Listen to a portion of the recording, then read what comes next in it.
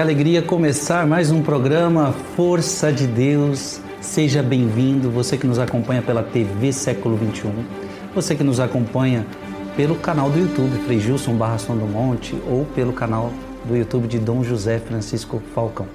Estamos aqui trabalhando para o reino de Deus e entrando na sua casa com esse material tão rico, tão maravilhoso. Lembrando que todos os programas ficam registrados no canal do YouTube para você assistir a hora que você quiser e também enviar para os seus amigos. Gente, programa passado nós começamos o estudo da primeira parábola que nós nos propomos a estudar, que será a parábola dos operários chamados à vinha, que está no texto de Mateus, capítulo 20, versículo de 1 a 16. E o nosso propósito aqui é lindo, ou seja, é versículo por versículo. Então são 16 versículos, nós vamos versículo por versículo com os padres da igreja, com os ensinamentos de Dom José Falcão para nós. No programa passado nós já vimos o primeiro versículo, então nós vamos dar sequência hoje e é muito bom ter você aqui conosco. Pegue a sua Bíblia, pegue o seu caderno de anotações e vamos começar este programa que tenho certeza que falará muito ao seu coração. Antes de tudo, eu quero acolher Dom José Falcão, que vai nos ajudar a entender a Sagrada Escritura hoje. Sua bênção, é uma alegria tê-lo aqui. Deus abençoe sua vida, é uma alegria estar aqui, Frei Gilson. Dom José, no programa passado foi maravilhoso, a gente já leu o texto inteiro e nos dedicamos ao primeiro versículo. Um programa inteiro para um versículo. Com efeito, Mateus 20, versículo 1. Com efeito, o reino dos céus é semelhante a um pai de família. A gente entendeu o que é o pai de família. Que saiu ao romper da manhã, a gente entendeu o que significa essa saída, essa revelação de Deus. A fim de contratar os operários, entendemos quem são os operários, para a sua vinha. Então entendemos também o que é a vinha.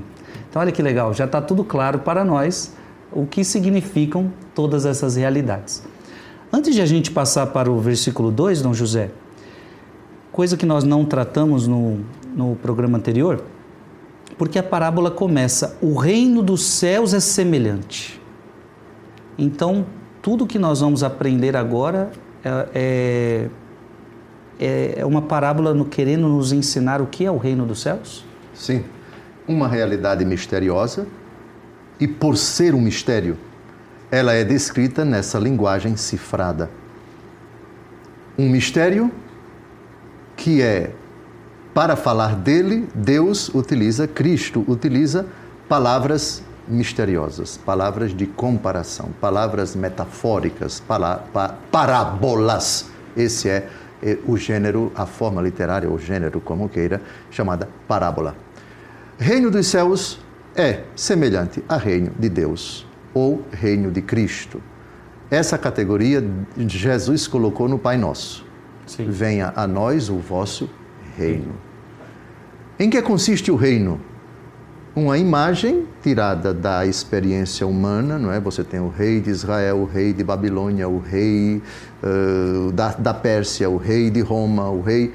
Isto é, são sistemas de governo, se nós quisermos, ou regimes de governo, em que você tem um ser humano de carne e osso que tem todos os poderes, é a autoridade máxima de um território. A ele devem obediência todos os seus vassalos. A vontade dele prevalece, a decisão dele prevalece, as leis dele vigoram, exigem obediência porque procedem dele, os julgamentos dele são julgamentos que merecem e exigem o acatamento. Enfim, transpondo essa imagem para Deus significa a soberania de Deus, o senhorio de Deus, a vitória de Deus, a supremacia de Deus, a autoridade de Deus sobre todas as criaturas. Ou seja, Deus Todo-Poderoso que reina, que governa, que administra, se você quiser, que como providente cuida de todas as realidades e ninguém é como Ele. E ninguém tem os poderes dele. Ele é o Senhor, Ele é o dominador. Ele é o senhor da casa. Domus é casa, dominus é o senhor. Dizem que a etimologia de casa e de senhor parece que é a mesma. Então, o senhor da casa, o domus, casa, dominus, é o senhor. Enfim, em todo caso, é uma realidade que mostra o domínio de Deus, a vitória de Deus, o poder de Deus, a supremacia de Deus, o cuidado de Deus, o senhorio de Deus na história pessoal, na família, na sociedade, em toda a face da terra, em todo o universo, porque Ele é o Senhor de tudo. O reino de Deus não consiste em comida nem em bebida, mas é justiça, alegria, paz ou gozo no Espírito Santo. Então, a palavra de Deus, o reino é tão misterioso que São Paulo não diz o que é, mas diz o que não é. Leia, por favor.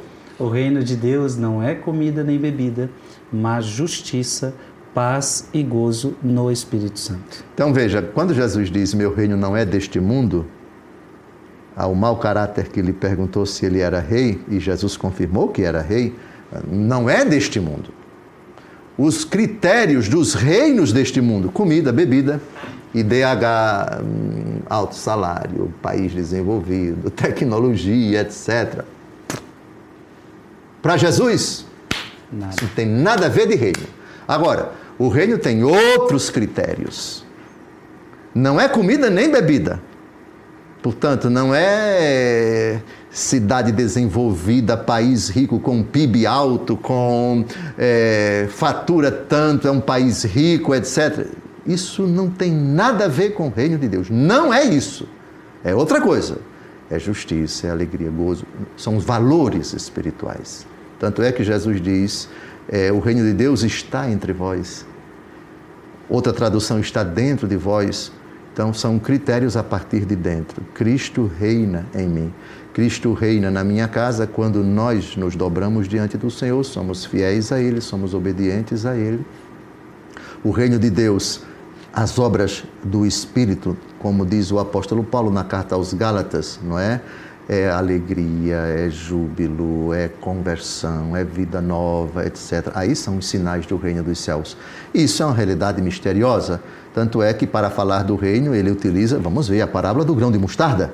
Do grão, pequena. E ela cresce. Como é que ela cresce? Como é que pode uma semente tão pequena se tornar a maior de todas as hortaliças? Então, Jesus, para descrever essa realidade misteriosa que nós não conseguimos abarcar, né? Os judeus pedem sinais, nós pegamos Cristo crucificado, entre vós não há muitos cultos, etc. Deus escolheu aqueles que aos olhos do mundo nada são, etc., para confundir aqueles que são. Onde está o reino de Deus? Está em Baipendi, lá de Inhaxica, Santo Curadars. Quem podia imaginar que um povoado paupérrimo do norte da França, um santo daquela envergadura pudesse converter tantas pessoas, Deus tivesse concedido ou pudesse conceder tantas graças, tantas dádivas àquele homem que converteu tantos corações. São os critérios do rei. É uma realidade misteriosa que nós não conseguimos abarcar, colocar dentro dos critérios da antropologia, da economia, da ecologia, da sociologia, etc. E aí Jesus, ao falar dessa realidade misteriosíssima, utiliza essas realidades, essas palavras tão profundas, as parábolas. Por isso, geralmente elas começam, o reino dos céus é semelhante a, é como, etc. As imagens tiradas da experiência do campo, da experiência da pecuária, do mundo, da cidade, do interior, da própria pessoa, das sementes, das plantas, dos animais, para falar dessa realidade misteriosa. Então, sempre as parábolas têm essa perspectiva. Ou seja, é como se Jesus dissesse, esse mistério que vocês não compreendem, e nunca vão compreender completamente, porque se compreenderem o mistério deixará de ser mistério, é semelhante a essa historinha que eu vou contar para vocês.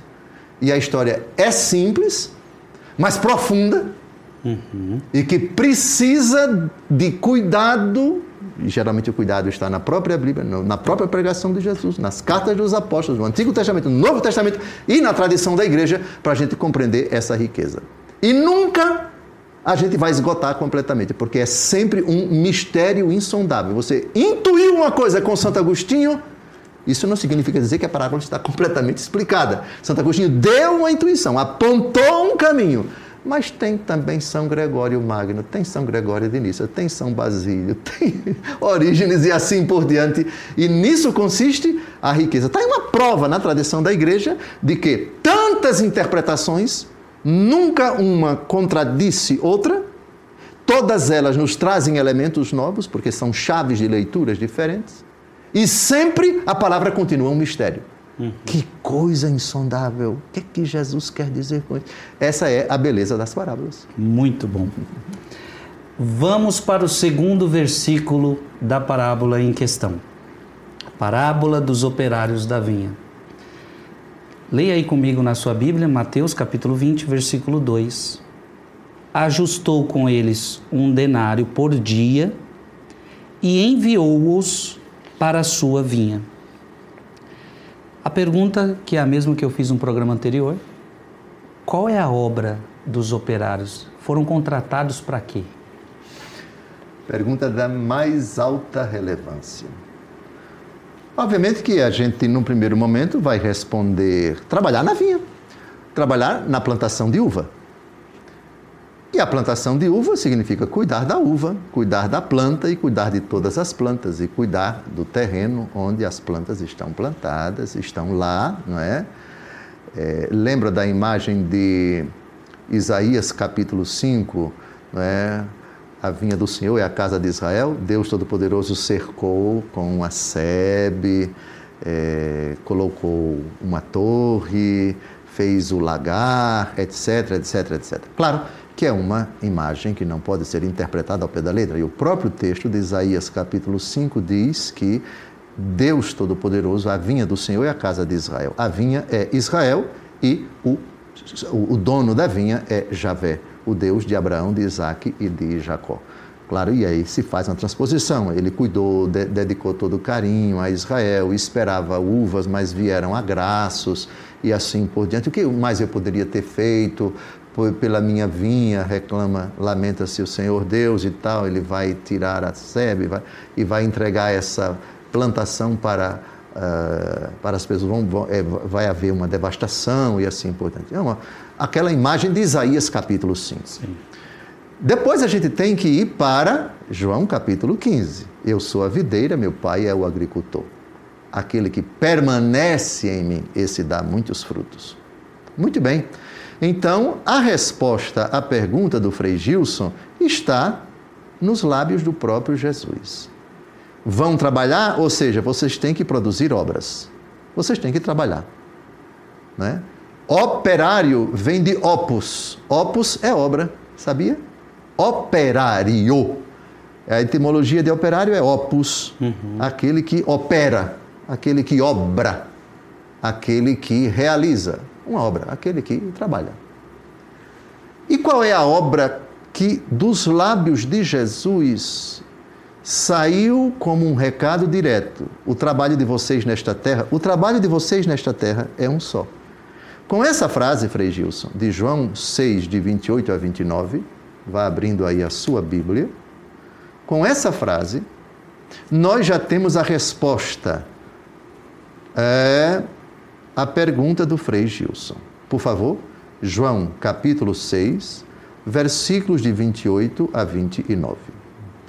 Perguntaram-lhe: que faremos para praticar as obras de Deus? Respondeu-lhes Jesus: a obra de Deus é esta, que creiais naquele que ele enviou. A fé. Pronto. O próprio Jesus explica: vocês vão trabalhar. O justo viverá da fé. Essa frase que é de Romanos, por favor, Romanos capítulo 1. Se eu errar, me interne no hospital de Broco. Romanos capítulo 1, me parece que é de 16 a 18. O justo viverá da fé. São Paulo faz uma pequena mudança, se não me engano, em Abacuque, capítulo 2, versículo 4. Abacuque diz: o justo viverá da fidelidade. Interessante. No Antigo Testamento. Aqui São Paulo está citando literalmente Abacuque. Só que ele não chama mais fidelidade, ele chama fé. O justo viverá da fé. Quer ler, por favor? Porque nele se revela a justiça de Deus, que se obtém pela fé e conduz à fé, como está escrito, o justo viverá pela fé. Pronto. A senhora vive do seu trabalho, não é para garantir o pão de cada dia, para a sua família, a senhora acorda cedo, cuida das crianças, vai trabalhar lá naquela empresa, naquela escola, naquele local de trabalho, público ou privado. A senhora vive do seu trabalho. Esse é o trabalho da senhora. Humanamente falando, a senhora vive, ou seja, se mantém, guarda, compra, protege, zela, investe, qualquer verbo que a senhora queira aplicar para o seu patrimônio, o pão de cada dia, a roupa para os seus filhos, a reforma da sua casa. A senhora vive do seu trabalho. É correto você dizer que você, no sentido bem corriqueiro, que você vive do seu trabalho. É o seu trabalho que lhe possibilita o pão de cada dia, o seu salário, etc. À luz da fé, você vive da fé. Esse é o seu trabalho, entre aspas. Ou seja, vão trabalhar, isto é, a fé que age pela caridade. São Paulo diz, vamos ver de novo como está a minha memória, Gálatas capítulo 5, versículo 6. Por favor, Frei Gilson, o primeiro hospital geriátrico que encontrar, se eu errar e pagar esse mico, aí me interne. Gálatas capítulo 5, versículo 6. O justo é a fé que age pela caridade. Leia. Estar circuncidado ou incircunciso de nada vale em Cristo Jesus, mas sim a fé que opera pela caridade. Pronto, viva disso. Não somente a fé sem a caridade. São Tiago vai dizer que a fé sem as obras é morta. É morta. A fé sem as obras, ela é morta. Então, essa é a obra. Vá trabalhar na vinha, ou seja, creia em Jesus e que essa fé se traduza em obras de caridade. Esse é o trabalho. É o que o dono da vinha diz para você, vá trabalhar. Ou seja, primeiro creia, depois que essa fé sua atue, trabalhe, opere pela caridade. Eu já está me vendo a meditação de São Gregório, quando ele fala que os operários da primeira vinha, Noé, sim, Adão, Abraão, sim. Que Abraão é o pai na fé, né? Então, é o pai de todos então nós. Então é Deus chamando os operários de todos os tempos à fé, né? Perfeitamente. Intuição profunda. Aliás, o tema aqui apresentado pelo Frei Gilson está num capítulo da Carta aos Hebreus, capítulo 11. Capítulo 11 são os heróis da fé. Verdade. E heróis do Antigo Testamento. É. Do Antigo Testamento você tem Abel, você tem Noé, você tem Abraão, você tem Sara, você tem Moisés. Várias personagens do Antigo Testamento aqui são elogiadas pela sua fé. Aliás, o capítulo 11 começa assim: a fé é a posse antecipada do que se espera, é a certeza do que não se vê. E aí tem uma longa dissertação desses baluartes da fé que atuaram, que agiram. A fé que age pela caridade. Perfeitamente.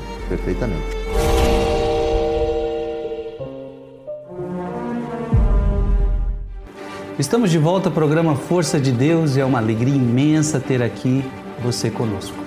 Estamos meditando a parábola de Jesus Cristo que está em Mateus, capítulo 20, versículo de 1 a 16, a parábola dos operários da vinha. E estamos no versículo 2, né? Ajustou com eles um denário por dia e enviou-os para a sua vinha. Estamos respondendo aqui o que é a obra. Qual é esta obra? E descobrimos que a obra é a fé, através do próprio Jesus nos explicando. A obra que creiais no Filho, naquele que foi enviado. Então, ficou claro, Frei Gilson, trabalhar, o que significa a obra desses operários? Jesus já respondeu. João 6, de 28 a 29, a obra de Deus é esta, que creiais naquele que ele enviou. Claro que essa obra se traduz também em atos de responsabilidade. Um profissional que tem lá a sua empresa, que tem o seu negócio, que tem o seu comércio, que tem a sua roça, etc. Isso integra a vida dele. Então vai trabalhar no cabo da enxada, vai trabalhar no serviço público, vai trabalhar ensinando na universidade, vai trabalhar com o seu trabalho autônomo no mercado, plantando, vendendo, etc., fazendo o comércio. Mas isso é um elemento posterior. Sim. Porque pagão também faz isso. Mas a parábola, vá trabalhar na vinha, significa, nos lábios de Jesus, a obra de Deus é que creiais naquele que ele enviou. Isto é, pagão também trabalha na roça, mas você, como cristão, vai trabalhar na roça e ali onde você está trabalhando, qualquer lugar, qualquer trabalho, desde que seja justo e digno, você vai ser luz do mundo, você vai ser sal da terra pela sua fé que age pela caridade. Então posso dizer, diante dessa parábola, que a pessoa foi chamada para trabalhar na vinha dele, na obra dele. Certo. E se ela não quer ter fé, se ela não alimenta a sua fé, posso dizer que ela é um operário preguiçoso, que não quer trabalhar nessa vinha. Acertou. Por causa de João 6, de 28 a 29. A obra de Deus é esta, que creiais naquele que ele enviou. Tanto é que vai chegar um momento em que o dono vai chegar na praça e vai encontrar um monte de vagabundos. O que vocês estão fazendo? Vocês não vai sem fazer nada. É porque ninguém nos contratou. Está escrito. A gente vai ver daqui a pouco. E aí, vamos com calma. Aí o Senhor vão trabalhar vocês também. Sim, perfeitamente. A pontuação do Frei Gilson faz sentido. Isto é, você não quer crer. Exato. E se você não crê, Hebreus 11, versículo 6, sem a fé é impossível Hebreus capítulo 11, versículo 6. Então você foi chamado pelo Senhor, pela pregação da igreja, pela leitura do Evangelho, etc. O Senhor chama você. Não, eu não quero crer. Aí sim, aí é vagabundagem. Hebreus capítulo 11, versículo 6. Porque, ora, sem a fé é impossível agradar a Deus, pois para se achegar a Ele é necessário que se creia primeiro que Ele existe e que recompensa os que o procuram. O texto é contundente e é radical, viu? Sem a fé é impossível agradar a Deus. Então, chamado à vinha é o chamado à fé. Essa é a obra de Deus, que creiais naquele que Ele enviou. Isso João capítulo 6. Mas tem mais 3 textos do Evangelho segundo João, caríssimo, nessa perspectiva da fé, que eu queria colocar aqui. Já sabemos que obras são essas. Jesus já respondeu, a fé, as obras da fé, a fé que age pela caridade. Agora vamos a João capítulo 3, versículo 36. Quem trabalha, veja, eles vão receber a recompensa no final do dia, correto? Sim. Os da primeira hora, os da segunda hora, os da terceira hora, os da quarta hora, os da quinta hora. Eles vão receber a mesma recompensa. O curioso é que você já atuando agora, ainda nesta terra, você já tem um prêmio. Sabia? Sim. Por favor, João 3,36. Aquele que crê no Filho tem a vida eterna. Tem, presente do indicativo. Já tem um prêmio. Mas continue.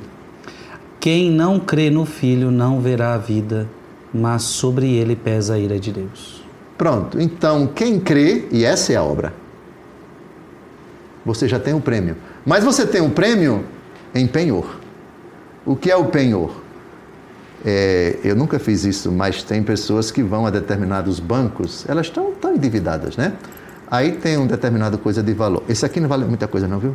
Fica tranquilo. Aí chega no banco e diz, eu queria que o senhor avaliasse.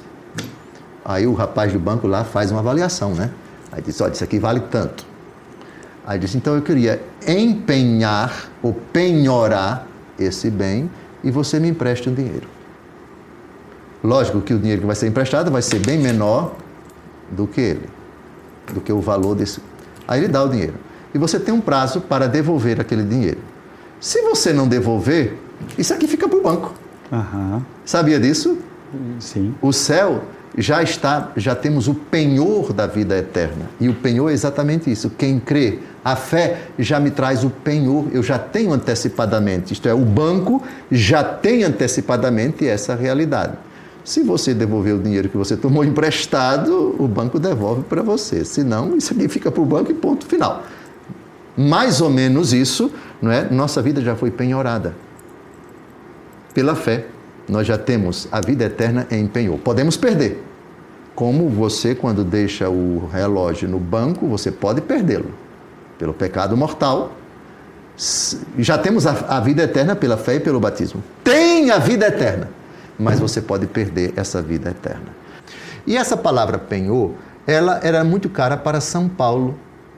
Penhor mesmo, penhor. Aquilo que o banco faz, alguns, eu não sei se todos os bancos, mas alguns bancos, eles penhoram. Essa expressão bancária, dos tempos idos, bem antes de São Paulo, já se praticava o penhor. Essa troca, digamos assim, não é? Eu quero dinheiro. Você me empresta? Calma, você me deixa aqui uma coisa de garantia. Então, eu vou penhorar. 2 aos Coríntios, capítulo 1, versículo 22.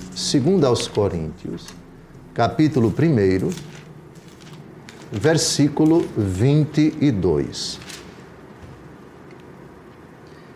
Ele nos marcou com o seu selo e deu aos nossos corações o penhor do Espírito. Penhor, imagem do banco.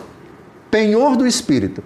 O Espírito Santo de Deus que nos é dado pela fé e pelo batismo, ele, São Paulo quem diz em outra ocasião, nós não sabemos pedir nem orar como convém, mas o Espírito vem em socorro de nossa fraqueza e ele opera em nós com gemidos inefáveis.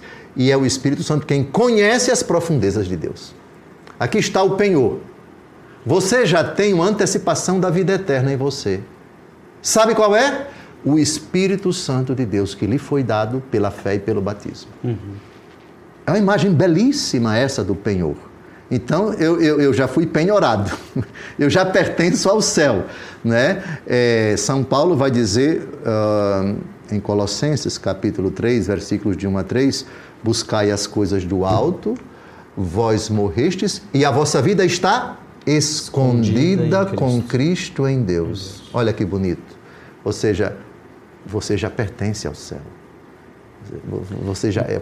Então, por isso que Hebreus, capítulo 1, versículo 1, fala que a fé é o fundamento da esperança. Capítulo 11. Ou seja, é esse penhor, né? É verdade, é verdade.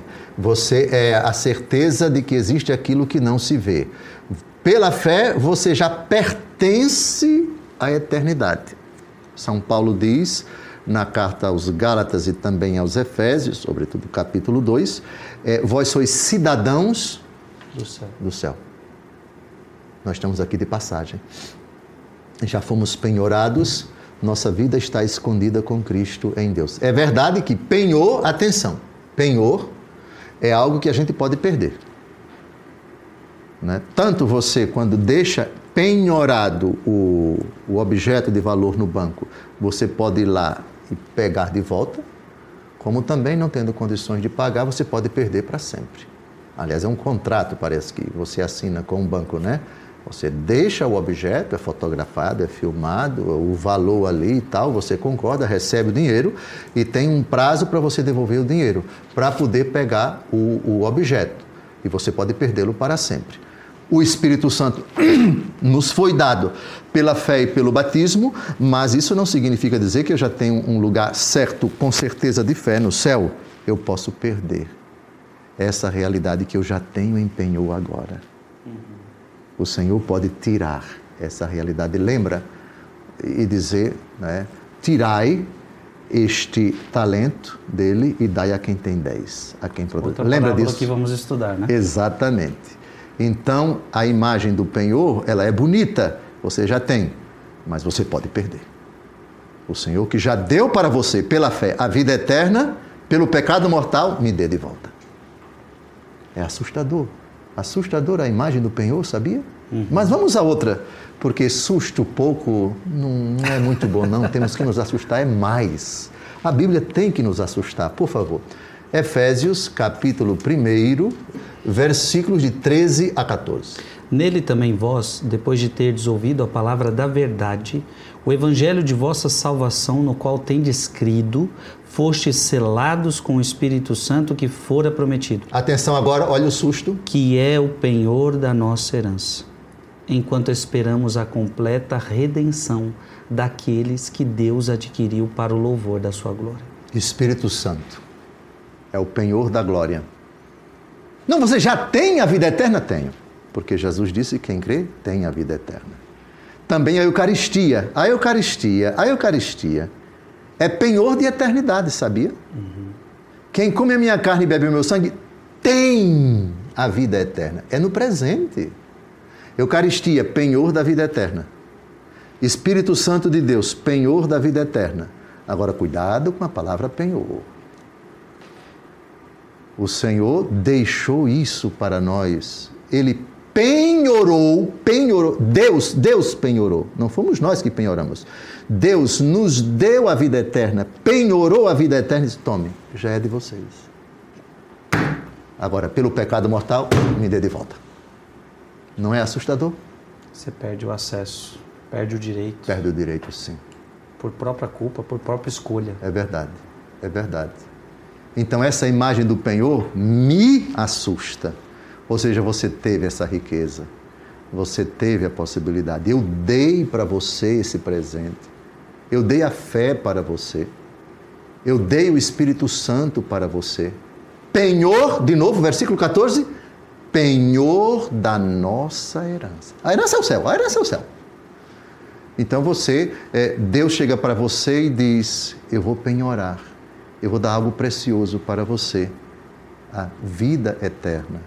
O Espírito Santo, o meu Espírito, para que você viva pela fé, para que a obra que é a obra da fé, a obra de Deus é esta, que creiais, viva pela fé, produza a fé pela caridade. E eu lhe garanto que aquilo que eu dei para você antecipadamente, você vai participar plenamente na glória. Mas a palavrinha penhor significa cuidado, você pode perder. Deus Todo-Poderoso pode tirar. Pai, dá-me a parte da herança que me cabe. Quer ir? A felicidade vai ficar aqui. Você não leva. Você leva aquilo que você vai estragar. Agora, da Pocilga para cá.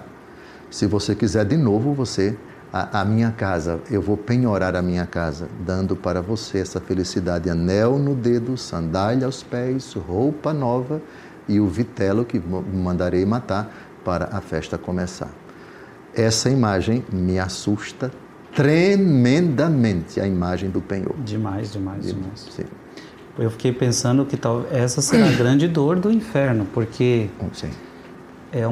Por exemplo, pensando numa pessoa que nunca foi rica, ela não ter as coisas, ela não sente tanto. Interessante. Agora, uma pessoa que teve toda a riqueza e de repente ela perde tudo, a dor é muito maior. Faz sentido. Eu já tive uma casa grande, eu já tive um carro, eu já tive isso. E Sim. eu, por minha própria culpa, eu perdi Sim. tudo. Correto. Então, o inferno será uma questão que a pessoa percebeu que a vida escoou de suas mãos por própria escolha, ela decidiu por isso. A dor é grande, hein? Perfeito. Os teólogos costumam distinguir no inferno duas categorias de pena. A pena de condenação e a pena de dano. A pena de condenação, o maior sofrimento do inferno, das almas, dos anjos e das almas condenadas depois da ressurreição, das pessoas condenadas, ressuscitadas, não é?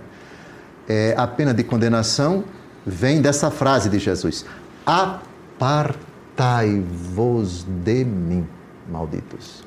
Isto é, o maior sofrimento dos condenados é a consciência de que para sempre estarão afastados de Deus.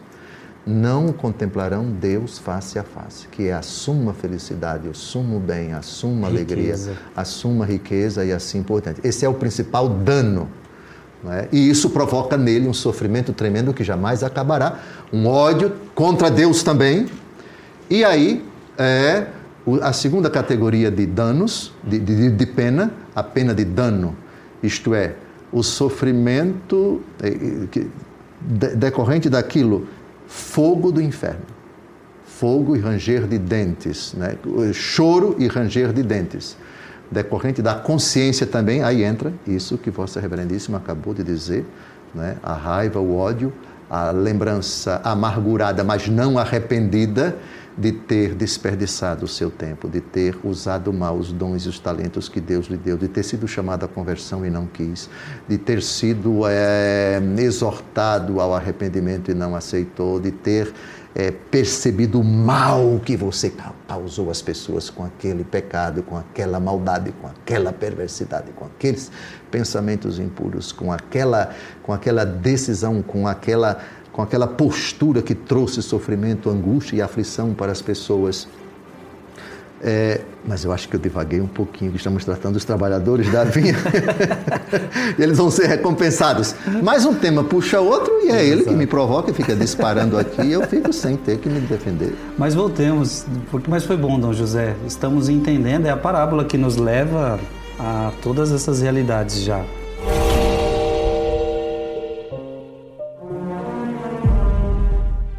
Estamos de volta ao programa Força de Deus e é uma alegria imensa ter aqui você conosco. Estamos meditando a parábola de Jesus Cristo que está em Mateus, capítulo 20, versículo de 1 a 16, a parábola dos operários da vinha. O senhor estava falando da obra e aí aprendemos então com João 6, 28 e 29 que esta obra é a fé. Vimos em João 3,36, aquele que crê no Filho tem a vida eterna, por isso que entramos nessa realidade do penhor. É verdade. Então, foi isso que deu, por isso que entramos no penhor e podemos perder, e por isso que já estamos falando de inferno agora. Sim. A parábola que quer ensinar do reino dos céus, e se você não ouvir, vem ao contrário, o inferno pode acontecer. O senhor teria alguma coisa mais a falar dessa obra dos operários? Sim. João 5,24 é outra palavra de Jesus e essa palavra, ela ajuda a gente a entender que a recompensa que vai ser dada no final da parábola, né, que é um denário para todo mundo, tem o reverso, que é a condenação. Mas temos a possibilidade de não incorrermos na condenação. Então temos o penhor, que já nos dá a vida eterna. Se perseverarmos, teremos a recompensa, teremos o denário. Se não perseverarmos, aí vem a condenação. É o próprio Jesus quem faz essa afirmação, não sou eu não. João 5, 24, por favor.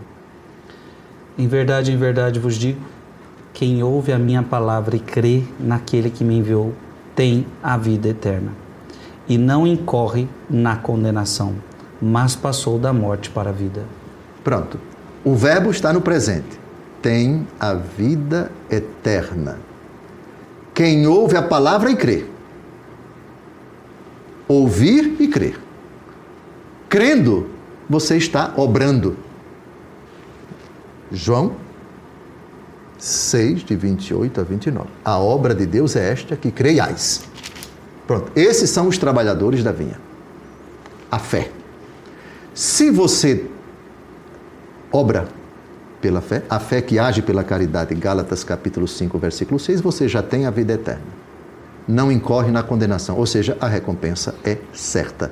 A recompensa é garantida. O que até então era penhor, agora é um prêmio que não vai ser tirado de você, porque você passou da morte para a vida. Enquanto estamos a caminho, a parábola do filho pródigo me encanta. Eu sempre remeto a ela, Vossa Reverendíssima já percebeu, não é? Passou da morte para a vida. João 5, 24. Vou levantar-me, vou ao meu pai e direi, Pai, pequei contra o céu e contra ti, etc, etc. Vou levantar-me. E levantou-se e foi. Passou da morte, pocilga, para a vida, o abraço do pai e a festa que começa. É um conforto muito grande para nós. Na parábola do filho, na parábola que estamos a comentar, não se fala de condenação. Se fala de premiação. Todavia, como um texto remete a outro, e saímos dali, entramos no penhor, etc., penhor que pode ser perdido e tal, É oportuno situar, então, essa advertência de nosso Senhor Jesus Cristo. Prêmio para quem trabalhar. E o trabalho, já sabemos qual é a obra de Deus. É a fé. A fé que age pela caridade. Então, uma coisa remete à outra. Não leiamos essa parábola na perspectiva somente de prêmio, como se não houvesse condenação. Jesus diz em João 6, 5, 24, não incorre na condenação, certo? Mas aquele que ouve e crê, esse tem a vida eterna. Permaneça, persevere nessa fé e aí você não será condenado. Mas a condenação é uma possibilidade que, na verdade, não vai ser abordada nessa parábola, mas em outras. Mas estamos nessa parábola, fiquemos nela. Mas a Bíblia não é somente uma única parábola. Não, maravilhoso. A gente já começa a entender muita coisa. Então, o que vale é agir, então, com a fé, é trabalhar, crer. E é uma fé que opera pela caridade, como o senhor falou. Perfeitamente, o apóstolo Paulo. Um texto vai amarrando o outro, etc. Por exemplo, João 6,47, que é o discurso da promessa da Eucaristia, viu? O discurso, Jesus está na sinagoga de Cafarnaum, pregando, começa a pregar, daqui a pouco ele vai ficar sozinho, coitado, que muitos já não vão caminhar com ele, né? E num determinado momento, Jesus diz exatamente isso. O versículo 47, que o Frei Gilson vai ler agora, é muito apropriado para esse versículo 2, isto é, vão trabalhar na minha vinha. Por favor, João 6,47. Em verdade vos digo, quem crê em mim tem a vida eterna. Ou seja, quem está trabalhando na vinha já tem a vida eterna. Empenhou. Pronto. Como assim? Vai trabalhar na vinha? A obra de Deus é essa que creiais. Vejam, um texto de Jesus que amarra outro texto de Jesus, que pega um outro texto de Jesus, está tudo amarrado, no bom sentido. A Bíblia se explicando com a própria Bíblia. Se conectando, exatamente, né? Exatamente. E agora, Dom José, eu queria que o senhor explicasse para nós, então, um texto que, às vezes, até de difícil compreensão, até mesmo por conta até de irmãos protestantes, quando usam esse texto. O que significa aquele texto de Tiago 2, que a fé sem obras é morta? Nesse contexto dessa parábola, que estamos vendo a importância de crer, mas uma fé que não tenha obras, ela não vale de nada. Certo? É um texto clássico quando o assunto é a doutrina da justificação. O apóstolo Paulo diz, não somente ele, mas principalmente o apóstolo Paulo diz nas cartas aos Romanos e aos Gálatas, o texto que eu vou citar agora é Romanos, o homem não é justificado pelas obras da lei, mas pela fé em Jesus Cristo. Essa frase é retomada nos capítulos 4 a 6, mais ou menos, da carta aos Romanos, e também nos capítulos 1º e 2º da carta aos Gálatas. Não apenas, mas sobretudo nessas duas cartas. O apóstolo Tiago, que não vai contradizer absolutamente o apóstolo Paulo, até porque, lembre-se, São Paulo, quem diz que a fé sem as obras é morta, é São Tiago. São Tiago. Mas São Paulo diz isso de outra forma. A fé que age pela caridade. Sim. Gálatas capítulo 5, versículo 6. Então, alguns dizem, a teologia de São Tiago era diferente da teologia de Paulo, porque Paulo fala da justificação pela fé. Certo, mas São Paulo vai falar das obras da fé. A fé que age pela caridade. E São Tiago vai dizer, capítulo 2, que vamos ler agora, lá no versículo 24, que o homem não é justificado somente pela fé, mas também pelas obras. E há contradição? Não há contradição. São Paulo diz que o homem não é justificado pelas obras da lei de Moisés. São Tiago vai dizer que o homem é justificado pelas obras da fé. Uma coisa são as obras da fé, outra coisa são as obras da lei de Moisés. As obras da fé evidenciam a fé. A fé traz consigo um movimento necessário, obrigatório, de agir pela caridade. A frase de São Paulo. Gálatas 5, versículo 6. Não é a circuncisão que justifica nem a incircuncisão, mas a fé que age pela caridade. Pela caridade. Ou seja, se você diz que tem fé, haja. A fé precisa ser demonstrada como realidade viva e isso se manifesta pelas obras. Tiago, capítulo 2, de 20 a 26. Por favor. Queres ver, ó homem vão, como a fé sem obras é estéril? Abraão, nosso pai, não foi justificado pelas obras, oferecendo seu filho Isaque sobre o altar? Vês como a fé cooperava com as suas obras e era completada por elas. Cooperava com as suas obras e era completada. Existe fé incompleta? Sim, a do diabo. O próprio São Tiago vai dizer, nesse capítulo, que o demônio crê, mas treme. Lembra disso? Sim. Mas continue, por favor. Então, fé completada pelas obras. Continue. Assim se cumpriu a escritura que diz: Abraão creu em Deus e isto lhe foi tido em conta de justiça e foi chamado amigo de Deus. Agora uma pergunta fundamental. São Tiago, por favor. Vedes como o homem é justificado pelas obras e não somente pela fé? Que interessante, que maravilha. Então, qualquer cristão que disser que é somente a fé que justifica e não obras, ele precisa ler direito esta carta, este versículo, e precisa ler direito também o apóstolo Paulo. A fé que age pela caridade, Gálatas capítulo 5, versículo 6. Se é somente a fé, você está no mesmo nível do diabo. Mas a gente vai ver a frase do diabo, o diabo que acredita em Deus, mas treme, nesse mesmo capítulo, daqui a pouco. Por favor, continue. Do mesmo modo, Raabe, a meretriz, não foi ela justificada pelas obras por ter recebido os mensageiros e os ter feito sair por outro caminho? Uma prostituta como modelo de fé. Olha que bonito, continue. Assim como o corpo sem a alma é morto, assim também a fé sem obras é morta. Pronto, me parece que, Frei Gilson, um pouquinho de teologia não faz mal a ninguém que lê a Bíblia a ponto de concluir, São Paulo não disse uma coisa e São Tiago disse outra. Absolutamente! São Paulo diz que o homem não é justificado pelas obras da lei, de Moisés. As obras como eram entendidas pelos escribas e fariseus. Jesus disse no capítulo 5 de São Mateus, se vossa justiça não superar, ou for, outra tradução, for superior à dos fariseus, escribas e fariseus, não entrareis no reino dos céus. Qual era a justiça dos fariseus? Faça. Independente de o seu coração estar na graça, enfim. A questão interior para eles não valia nada. Era a observância externa. Sim. Então, pagamento do dízimo, dízimo do coentro, dízimo, aquilo tudo que Jesus vai criticar no capítulo 23 de São Mateus, a observância do sábado, as abluções, isto é, o automatismo de observâncias externas, independente de o coração da pessoa estar arrependido ou não. Jesus vai dizer isso não. A justiça de vocês tem que ser superior. Justificados pela fé em Jesus Cristo. Aí que está o segredo. Em Jesus Cristo.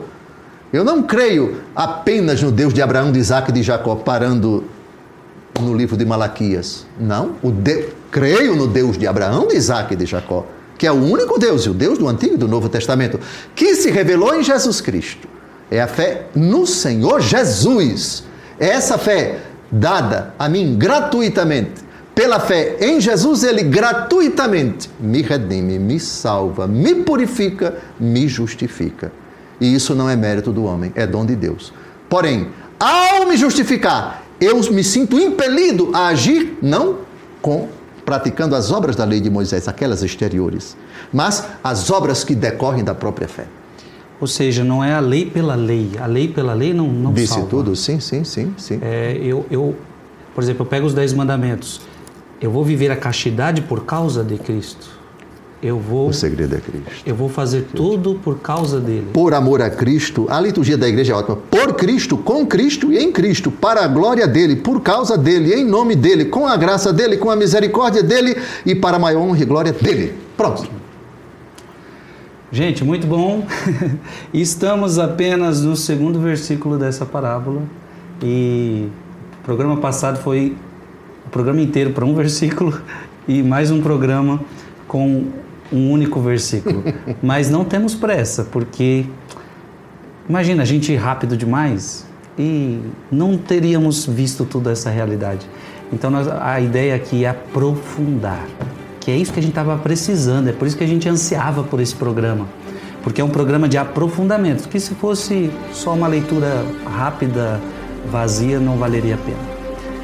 Te espero semana que vem, vamos pedir a bênção de Deus. Abençoe-vos Deus Todo-Poderoso, Pai e Filho e Espírito Santo. Amém. Amém.